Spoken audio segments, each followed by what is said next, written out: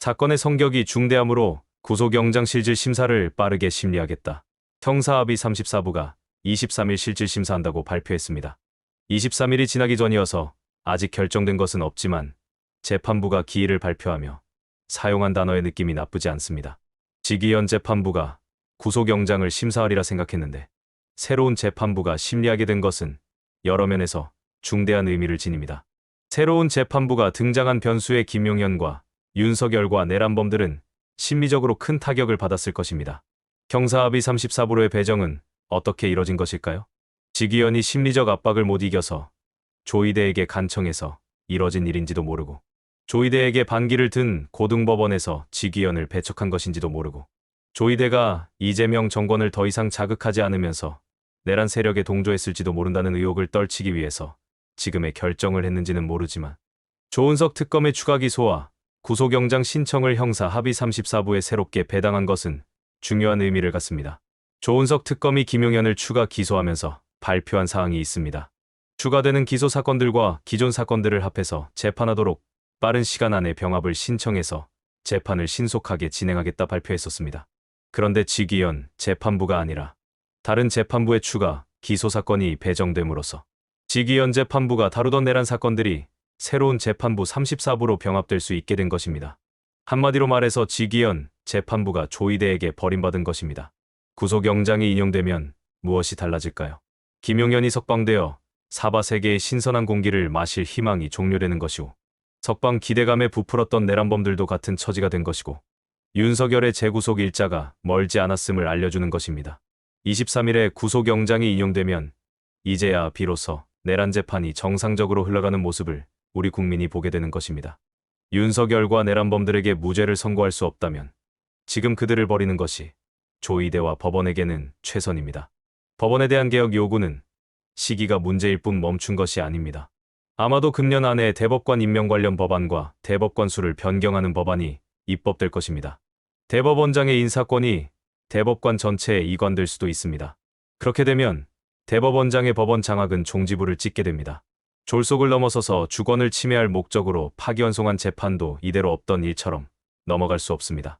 정권이 바뀌었다고 이대로 넘어가면 이런 재판은 1심부터 대법원까지 계속 나타날 것입니다.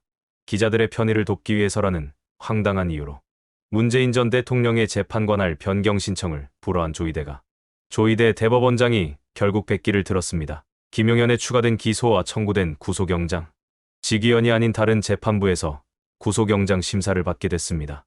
내란 특검의 추가, 기소 사건을 배당받은 재판부가 구속영장 발부 여부를 판단할 신문기일을 지정했습니다.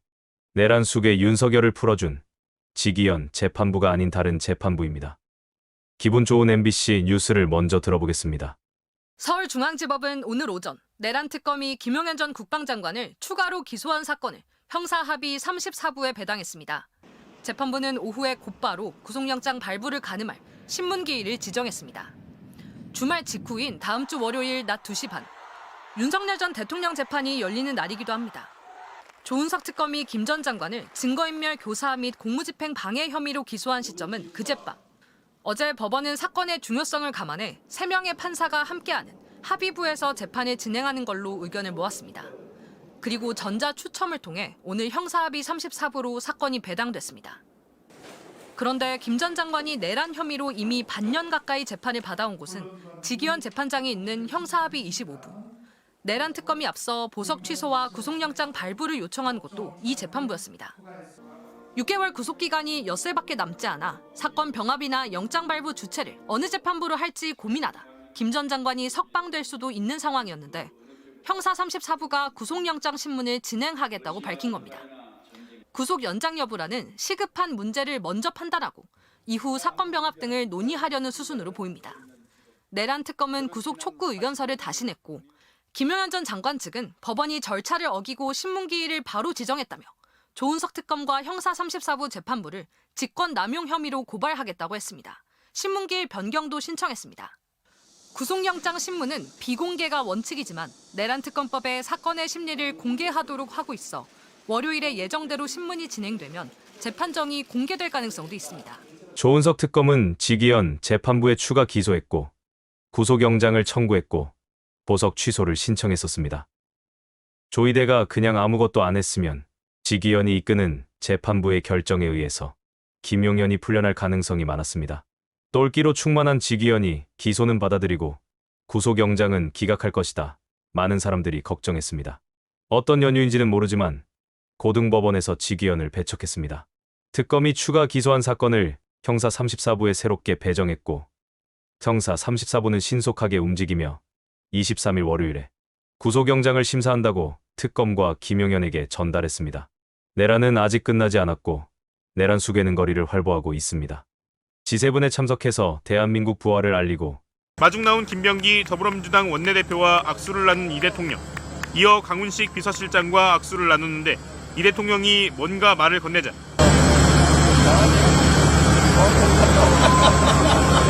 강 실장과 옆에 있던 우상호 정무수석이 큰 웃음을 터뜨립니다. 당시 이 대통령은 강 실장에게 제가 순방 나갈 때 좋아했다면서요라는 취지의 농담을 건넨 것으로 알려졌습니다. 지난 16일 이 대통령이 순방을 위해 캐나다로 출국하던 당시 온라인상에선 강 비서실장의 표정에 주목하면서 사장님 해외 출장으로 기분 좋은 직원의 전형적 표정 같은 반응들을 보였습니다. 인수위도 없이 전격적으로 대통령 핵심 보좌 업무에 투입된 강 실장의 변화를 두고 온라인상에선 이른바 피곤한 강훈식 밈이 화제를 모으기도 했습니다. 국회의원일 때는 강훈식, 비서실장 임명됐을 때는 중훈식, 대통령 옆에 있을 때는 약훈식이라고 있어요. 강 실장은 귀국 직후 곧바로 국무회의를 소집한 이 대통령을 수행하는 모습이 포착되기도 했습니다. 이 대통령과 참모들이 국정 조기 정상화를 위해 강행군을 이어가고 있는 가운데 대통령실 관계자는 과장이 아니라 참모들은 거의 코피를 쏟고 난리도 아니라며 놀랍게도 대통령은 그런 피로를 호소하지 않은 것으로 알고 있다고 밝혔습니다. 귀국하자마자 숨 쉴 틈 없이 바쁘게 업무에 임하는 이재명 대통령. 취임 후 처음으로 지역 방문에 나선 곳이 울산광역시입니다. 울산광역시장과 이재명 대통령의 재미진 장면을 보시겠습니다. 먼저 우리 이재명 대통령 울산 방문을 진심으로 환영의 말씀을 드립니다. 그 대통령 우리 울산에는 대기업들이 굉장히 많은데요. 울산 시민들이 가장 사랑하는 기업이 SK입니다. 아, 그런가요? 현대중공업 아니에요? 아닙니다. 바뀐 것 같아요. 대통령이 지금 오시면서 현수막 혹시 보셨습니까? 아, 안타깝게 못 봤는데. 아니, 그거 보셔야 되는데.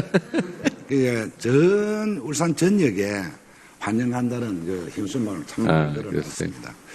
제가 족보 공부를 좀 했는데, 아니, 능성굿이. 능성구씨. 별걸 다 연구하셨네요. 27대 손. 네. 맞습니까?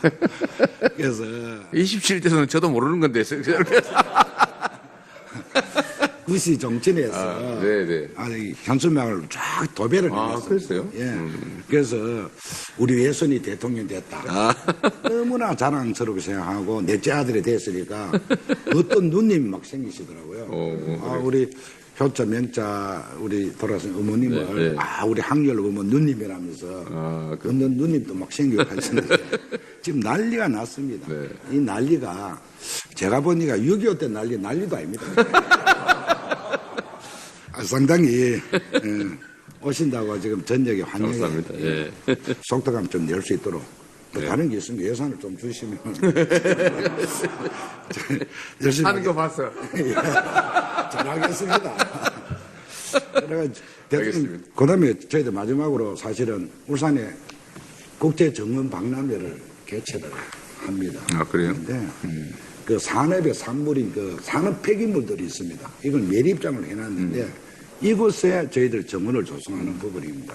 특별법에 의해서 예산을 저희들 받기는 받습니다만은 단원공원하고 틀리지 않습니다. 이건 산업도시고 산업 폐기물의 정원을 하는 부분이라서 전 세계적으로 지금 관심을 갖고 있고 주목을 받아서 저희들을 국제박람회를 유치하게 됐습니다. 특별법에서 지금 저희들 진행하고 있지만은 큰 사랑으로 좀 지켜봐 주십시오. 언제 하세요? 28년도로 하니까 앉아 3년밖에 안 남았습니다. 네. 지금 준비하는 너무 바쁜데 제일 큰 문제가 이제 재원이지 않습니까? 이 재정은 정부에서 좀 관심을 가져주시고 큰 사랑으로 좀 지켜봐 주십시오. 부탁의 말씀드리겠습니다. 감사합니다. 만나. 만난 김에 아주 뽕을 뽑으시려고. 잘하십니다. 네. 감사합니다. 네. 예타가 안 나옵니다. 대통령 결심하시면 안 됩니다. 예, 예타도 통과가 안 됐군요. 아니 지방점으로 그렇지 않습니까? 예타 알았어요. 다음 진행해야 되지.